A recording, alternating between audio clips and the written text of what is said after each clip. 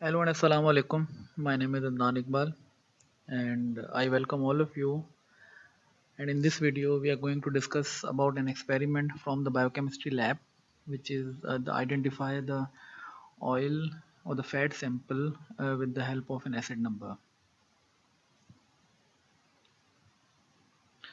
So before we start about the experiment, first we have to understand what is fat and oil. Then we will able to understand how we can identify the acid number of any fat and oil. So as you can see in this picture, this is the fat, the solid, and these are the oils which are liquid at the room temperature. So this fat and these oils, they both are they are made up of the mixtures of the triglycerides. Or what are triglycerides? Triglycerides are made up of 3 fatty acid and 1 glycerol unit. तो ये जो fat और ये जो oil हैं ये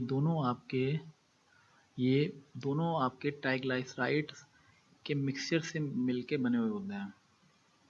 और triglycerides जो हैं वो आपके 3 फैटी एसिड और 1 ग्लाइसरॉल का एक यूनिट होता है। अब सवाल ये है कि जो फैट है ये आपका सॉलिड है रूम टेम्परेचर पे और ये जो ऑयल है ये आपके लिक्विड है रूम टेम्परेचर पे। और ये ऐसा क्यों है? क्यों फैट आपका सॉलिड है रूम टेम्परेचर पे और ये जो आपके लिक्विड हैं ऑयल ये रूम टेम्परेचर पे? और इसका आंसर जो है वो आपके ट्राइग्लाइसराइड्स में फैटी एसिड जो हैं इनकी वजह से है। अब ट्राइग्लाइसराइड्स में जो है ग्लाइसरॉल जो है वो सबका सेम रहता है, लेकिन ये जो फैटी एसिड्स हैं ये आपके चेंज हो जाते हैं। इनके चेंज होने से जो आपके फैट्स और जो ऑयल हैं इनकी प्रॉपर्टीज़ में भी डिफरेंस आता है। तो ये फैटी एसिड्स जो हैं ये आपके चेंज होते हैं और इन्हीं के बारे में हम पढ़ेंगे अब कि क्या फैटी एसिड के चेंज होने से क्या फैट और ऑयल की प्रॉपर्टी में आपके डिफरेंस आता है।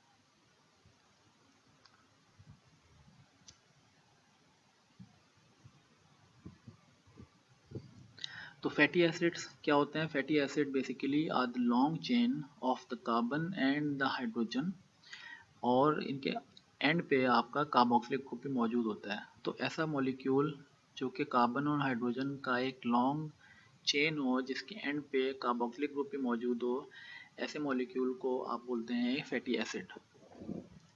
और फैटी एसिड्स जो हैं basically are of two types. One is known as the saturated fatty acid and the other one is known as the unsaturated fatty acid. Saturated fatty acids ऐसे fatty acids को कहते हैं कि जिनके carbon और hydrogen के बीच में सिर्फ सिंगल बॉन्ड मौजूद हो। तो जिसमें सिंगल बॉन्ड मौजूद होगा उसको आप कहेंगे कि ये सैचुरेटेड फैटी एसिड है। और ऐसा फैटी एसिड कि जिसमें सिंगल बॉन्ड के साथ आपका एक डबल बॉन्ड भी मौजूद हो, जैसा आप इसमें देख सकते हैं कि इसमें एक डबल बॉन्ड भी मौजूद है, तो ऐसे फैटी एसिड को आप कहते हैं कि ये अनसैचुरेटेड फैटी एसिड है। और अनसैचुरेटेड फैटी एसिड जो है फर्दर 2 टाइप्स में आपका डिवाइड होता है। ऐसा अनसैचुरेटेड फैटी एसिड कि जिसमें सिर्फ एक डबल बॉन्ड मौजूद हो जैसा कि इसमें है, तो आप ऐसे फैटी एसिड को कहेंगे कि ये मोनो अनसैचुरेटेड फैटी एसिड है।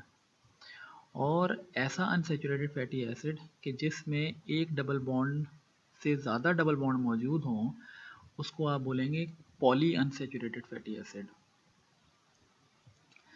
तो ये जो फैटी एसिड्स हैं इनकी वजह से फैट एंड ऑयल की प्रॉपर्टीज़ जो है वो डिफरेंस होता है।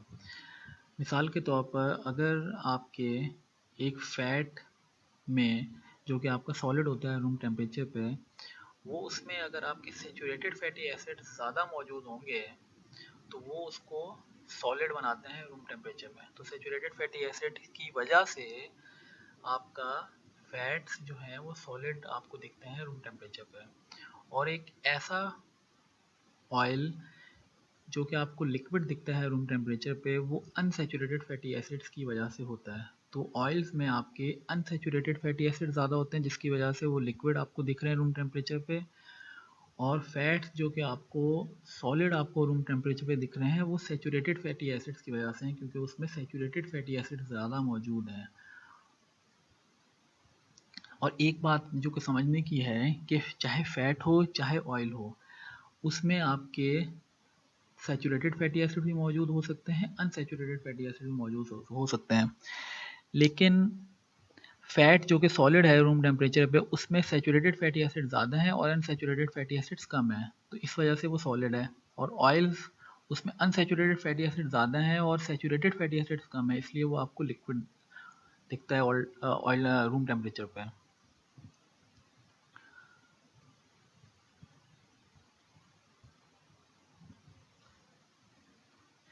इसके अलावा एक और किस्म के फैटी एसिड्स हैं जिसको हम ओमेगा 3 और ओमेगा 6 फैटी एसिड्स भी कहते हैं। बेसिकली ओमेगा 3 और ओमेगा 6 भी फैटी एसिड्स की एक टाइप है और इसको हम एसेंशियल फैटी एसिड्स भी कहते हैं। एसेंशियल फैटी एसिड्स हम इसलिए कहते हैं क्योंकि हमारी बॉडी जो है इस किस्म के फैटी एसिड्स को बॉडी खुद नहीं बना पाती, तो इसलिए हमको ये डाइट में लेने पड़ते हैं। तो ये जो ओमेगा 3 और ओमेगा 6 फैटी एसिड्स हैं, ये किसी भी फैट और ऑयल में अगर मौजूद होंगे तो ये उसको वैल्यूएबल बना देते हैं, ये हमारे लिए बेनिफिशियल होते हैं। इसलिए हम इसको डाइट में लेना हमारे लिए ज़रूरी है, बेनिफिशियल है हमारी हेल्थ के लिए। तो अब ये जो ओमेगा 3 और ओमेगा 6 फैटी एसिड्स हैं, ये कौन से टाइप के फैटी एसिड्स हैं? Basically these are the essential fatty acids. और ओमेगा 3 फैटी एसिड्स आप उन फैटी एसिड्स को कहते हैं कि जिनके कार्बन नंबर 3 पे डबल बॉन्ड मौजूद हो। अगर आप इस मिथाइल ग्रुप से, अगर आप ये एक फैटी एसिड है, आप देखें अगर ये कार्बन और हाइड्रोजन की चेन है और साथ में देखिए कार्बोक्सिलिक ग्रुप भी मौजूद है, तो ये एक आपका फैटी एसिड है। और आप ये भी देखें कि ये इसमें आपके डबल बॉन्ड आपके एक से ज़्यादा मौजूद हैं, तो ये आपका पॉली अनसैचुरेटेड फैटी एसिड है। और ये आप इसको पॉली अनसैचुरेटेड फैटी एसिड के साथ ये ओमेगा 3 फैटी एसिड क्यों कह रहे हैं? क्योंकि अगर मिथाइल ग्रुप से देखें तो अगर 1 2 3, तो कार्बन नंबर 3 पे अगर आपके डबल बॉन्ड आप देखें तो आप कार्बन नंबर 3 से आप इसको कहेंगे कि ये ओमेगा 3 है। और ऐसा fatty acid omega 6 fatty acid भी आपका पॉली अनसैचुरेटेड फैटी एसिड है, क्योंकि इसके भी एक से ज़्यादा डबल बॉन्ड मौजूद हैं फैटी एसिड में। और मिथाइल ग्रुप से अगर आप देखें तो इसके कार्बन नंबर 6 पे 1 2 3 4 5 6, तो ये कार्बन नंबर 6 पे इसके भी एक डबल बॉन्ड मौजूद है, तो इसलिए आप इसको कहेंगे ये ओमेगा 6 फैटी एसिड है और ये आपका एक ओमेगा 3 फैटी एसिड है। तो ये जो ओमेगा 3 और ओमेगा 6 फैटी एसिड्स हैं, ये आपके एसेंशियल फैटी एसिड्स हैं जो कि आपको डाइट में लेने हैं, क्योंकि आपकी बॉडी इसको नहीं बनाती। और ये आपके लिए बेनिफिशियल है। Why? Because it helps to reduce the heart attack, और it also lowers the blood pressure, and it is beneficial for your health. It also reduces the inflammation in your body, and so that's why they are beneficial. और omega 3 fatty acids की जो example में कुछ fatty acid जो कि alpha linoleic acid है और इकैसोपेंटोनिक acid हैं और डोकोसैक्सोनिक एसिड है। और ओमेगा 6 फैटी एसिड्स में आपके linoleic acid, gamma linoleic acid और कैलेंडिक एसिड, ये आपके ओमेगा 3 और ओमेगा 6 फैटी एसिड्स हैं। आपको मार्केट में in omega 3 omega 6 fatty acids के मल्टी वाइटामिन्स में भी आपको मिल सकते हैं। इसके अलावा ये आपको फ़िश जो है, फ़िश एक बहुत अच्छा सोर्स है ओमेगा 3 और ओमेगा 6 फैटी एसिड्स का, इसलिए taking twice a day in a week fish बहुत बेनिफिशियल है हेल्थ के लिए। इसके अलावा एक और पॉइंट जो है आपको इसमें आप देख रहे होंगे कि लिखा है कि ओमेगा 3 और ओमेगा 6 फैटी एसिड्स जो हैं, they help to reduce the triglycerides in the blood. So तो आप खुद देखें कि ये ओमेगा 3 और ओमेगा 6 जो हैं, ये खुद एक फैटी एसिड जो कि ट्राइग्लिसराइड्स में मौजूद है। तो कैसे एक ट्राइग्लिसराइड लेने से आपकी बॉडी में ट्राइग्लिसराइड रिड्यूस हो रहे हैं? तो इसका जो एक डिटेल्ड मैकेनिज़्म है वो तो हम इंशाल्लाह नेक्स्ट बायोकेमिस्ट्री की क्लासेस में इंशाल्लाह डिस्कस करेंगे। लेकिन इस टाइम पे पीरियड में मैं आपको इसको इस एनालॉजी से समझा सकता हूँ कि मिसाल के तौर पर अगर एक इदारे में if there is a rampant corruption of the money, तो आप उस इदारे में उसकी करप्शन को मनी के रोकने के लिए क्या करते हैं कि आप सैलरी थोड़ी सी इंक्रीज़ कर देते हैं, तो क्या होता है कि करप्शन जो है वो आइडियली कम हो जानी चाहिए। तो इसी तरीके से क्या होता है कि आप अगर बॉडी में हम अच्छा ट्राइग्लिसराइड्स अगर लेंगे in the form of good salary, तो आपकी बॉडी में जो ट्राइग्लिसराइड की जो इजाफी करप्शन जो है बैड, वो उसको रिड्यूस करने में मदद साबित होता है। So these are the some oils, and you can see in these oils there is an olive oil, avocado oil, canola oil. Also you can see the coconut oil which is solid at room temperature. तो आप ये देखें कि इन तमाम oils में ये mixture है saturated fatty fats का, पॉली अनसैचुरेटेड फैट्स और मोनो अनसैचुरेटेड फैट्स। ये आप ग्राफ में देख सकते हैं। जैसे ऑलिव ऑयल है फॉर इंस्टेंस, ऑलिव ऑयल में आपके सैचुरेटेड फैट्स भी मौजूद हैं 14%, पॉली अनसैचुरेटेड फैट्स में आपके ओमेगा 6 8% और ओमेगा 3 1% और बकिया 77% आपका मोनो अनसैचुरेटेड फैट है। और चूंकि मोनो अनसैचुरेटेड फैट जो है अनसैचुरेटेड फैट की एक टाइप है, और इसकी वजह से मोनो अनसैचुरेटेड फैटी एसिड की वजह से ऑलिव ऑयल आपको लिक्विड दिखता है आपको रूम टेम्परेचर पे। और एक और चीज़ जो बताने के लिए है कि अमूमन जो है सैचुरेटेड फैटी एसिड अगर किसी फैट ऑयल में ज़्यादा होंगे तो वो आपके हेल्थ के लिए बेनिफिशियल नहीं है as compare to the unsaturated fatty acids which are slightly more healthy than the saturated fatty acids. उसकी एग्जांपल इस तरीके से है कि जैसे कोकोनट में आप देखें, कोकोनट में सैचुरेटेड फैट्स जो हैं वो आपके बहुत ज़्यादा मौजूद हैं 92%, इसलिए कोकोनट जो है वो इतना बेनिफिशियल नहीं है हेल्थ के लिए as compare to the canola में। आप अगर देखें तो सैचुरेटेड जो है वो 6% कम है as compare to the monounsaturated और पॉली अनसैचुरेटेड, इसलिए कैनोला और ऑलिव ऑयल में आप देखें सेम प्रिंसिपल है। तो जो ऑयल्स हैं वो अगर आप जो आपके लिए कोई बेनिफिशियल या नॉन बेनिफिशियल हैं, वो भी आपके फैटी एसिड्स की वजह से आपके वो बेनिफिशियल या नॉन बेनिफिशियल हो रहे होते हैं। जैसे omega 3 omega 6 fatty acid, these are beneficial for you if they are being present in any fat और oil, then they are beneficial for your health. And if any fat or oil, if it is more in the saturated fat, then they are not as beneficial for your health. If any fat or oil, if they are containing more unsaturated fatty acids as compared to the saturated fatty acids. So fatty acids की change होने की वजह से एक तो उनकी properties पे difference भी आ सकता है। इसके अलावा सैचुरेटेड और अनसैचुरेटेड और पॉली अनसैचुरेटेड फैटी एसिड्स की वजह से आपके लिए एक फैट ऑयल आपके लिए बेनिफिशियल भी हो सकता है और नॉन बेनिफिशियल भी हो सकता है। देन एक और टर्म है जिसको आप कहते हैं रेंसिडिफिकेशन। इस डायग्राम में आप देख सकते हैं कि दो किस्म के ऑयल हैं, एक आपका फ्रेश ऑयल है और एक आपका रेंसिड ऑयल है। और फ्रेश ऑयल आप देख सकते हैं कि इसकी जो अपीयरेंस है वो आपकी एक बड़ी गुड अपीयरेंस में है, और रेंसिड ऑयल जो है वो आपकी उसकी जो अपीयरेंस है वो इतनी अच्छी नहीं है। और अगर आप इनको टेस्ट भी करें तो आपको रेंसिड ऑयल जो है उसका टेस्ट भी आपको ख़राब मिलेगा as compare to the fresh oil.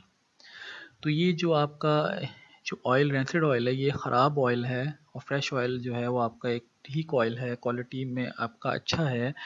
तो ये जो रेंसिड ऑयल जो कि ख़राब है, ये रेंसिडिफिकेशन प्रोसेस की वजह से ये ख़राब हुआ है।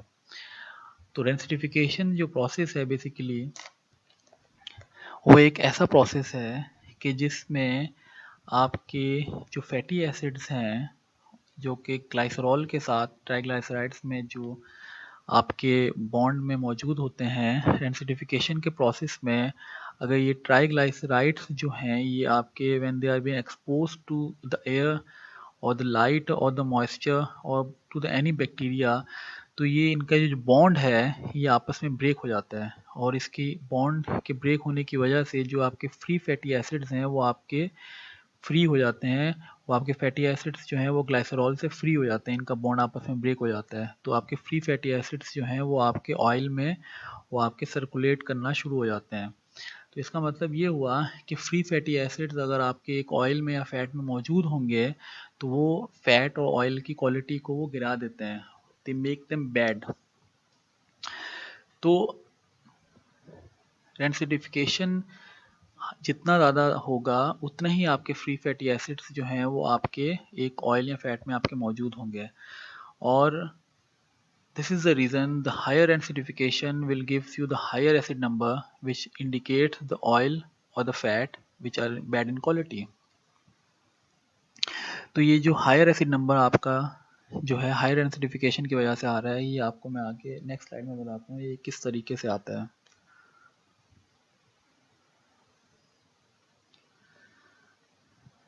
तो बेसिकली ये जो प्रैक्टिकल है, जो आप जिस तरीके से इसको परफॉर्म करना है, आपने ब्यूरेट में आपने बेस लेना है और फ्लास्क में आपने ऑयल लेना है जिसकी आपने एसिड नंबर आपने मालूम करना है।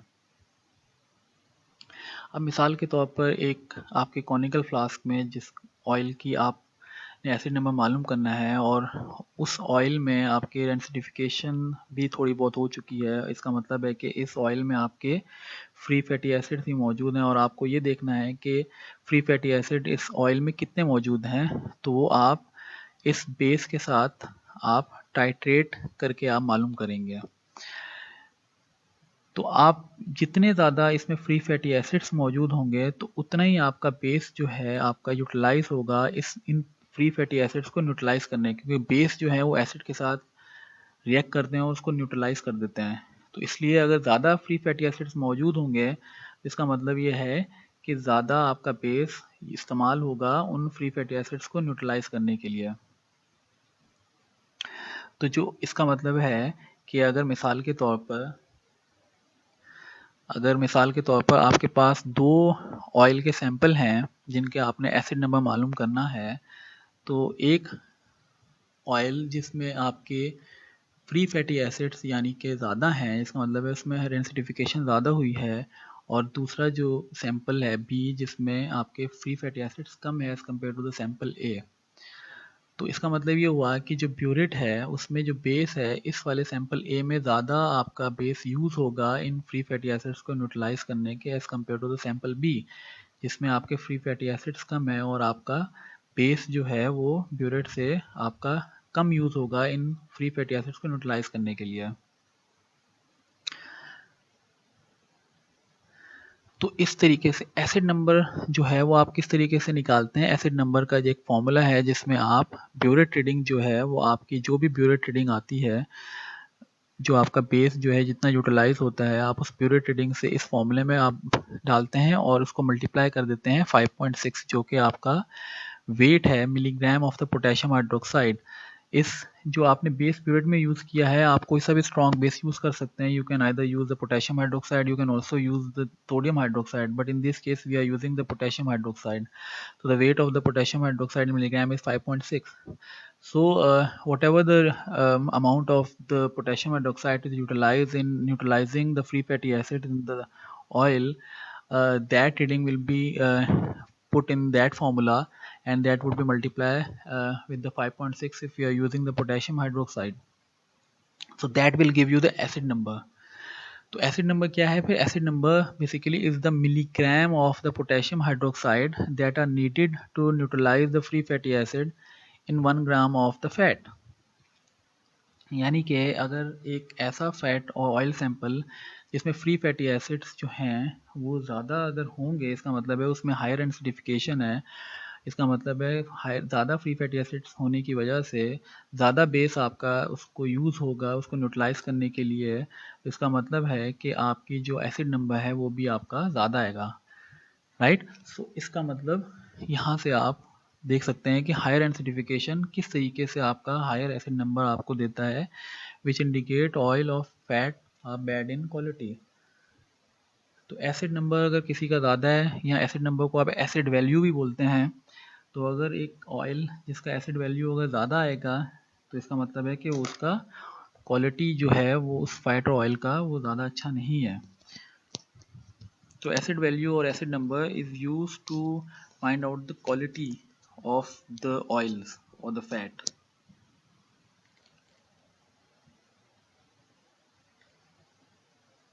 So what is the principle of experiment?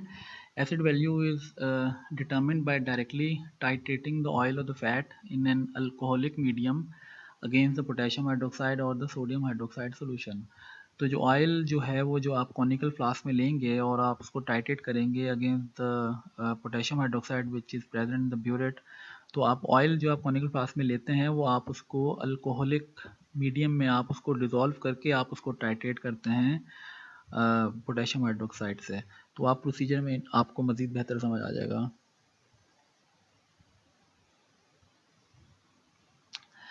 इस डायग्राम में आप देखें, आप इसमें सपोनिफिकेशन और आयोडीन वैल्यू आप नहीं इसकी तरफ आप इसको देखें, आप सिर्फ एसिड वैल्यू पर कंसंट्रेट करें और आप देखें कि कुछ फैट ऑयल जिसमें आपकी एसिड वैल्यू आपकी लिखी हुई है, जैसे पाम ऑयल है इसकी एसिड वैल्यू 10 है और बटर की आपकी 0.45 है, कैस्टर ऑयल की 0.1 to 0.08 है। इसका मतलब ये है कि पाम ऑयल जिसकी एसिड वैल्यू 10 है ये आपका बैड इन quality है as compared to the butter or the castor oil. So the higher acid value indicates that the fat or oil are bad in quality and they are impure because of the free fatty acids present in the fat on the oil.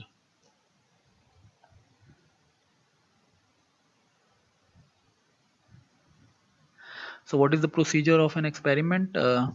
The procedure is that you have to take the 1 gram of the fat sample and you have to add 20 ml of alcohol in that oil, and then after you have to mix it and add a few drops of phenolphthalein.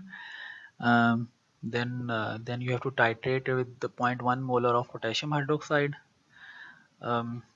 End point will be the faint color which will persist for at least 30 seconds, and then you have to note down the volume of the potassium hydroxide which is utilized, and then calculate the acid number of the given fat or the oil sample with the help of the formula.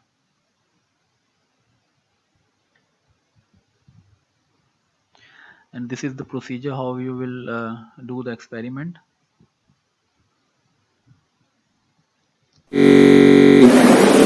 Hello friends, in this video we are going to perform estimation of acid value. Acid value of an oil or fat is the amount of KOH required to neutralize the free fatty acid present in 1 gram of oil or fat. This process involves titrating the solution of oil or fat with the help of standard KOH solution using phenolphthalein indicator. The apparatus and chemicals involved in this process is burette, pipette, stirrer, conical flask and the burette stand. Chemicals required is clove oil, 20 ml ethanol and 0.1 normal potassium hydroxide solution, phenolphthalein indicator. Dissolve 1 gram of accurately weighed clove oil in 20 ml absolute ethanol into 250 ml conical flask.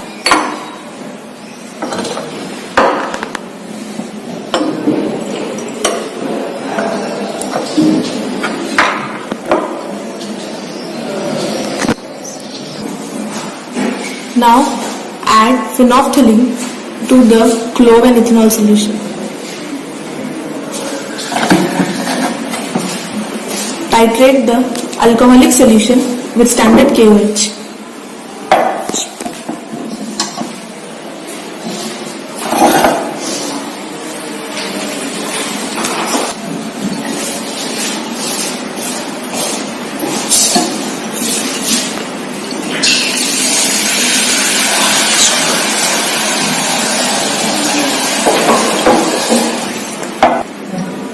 Titrate until we get pink color solution.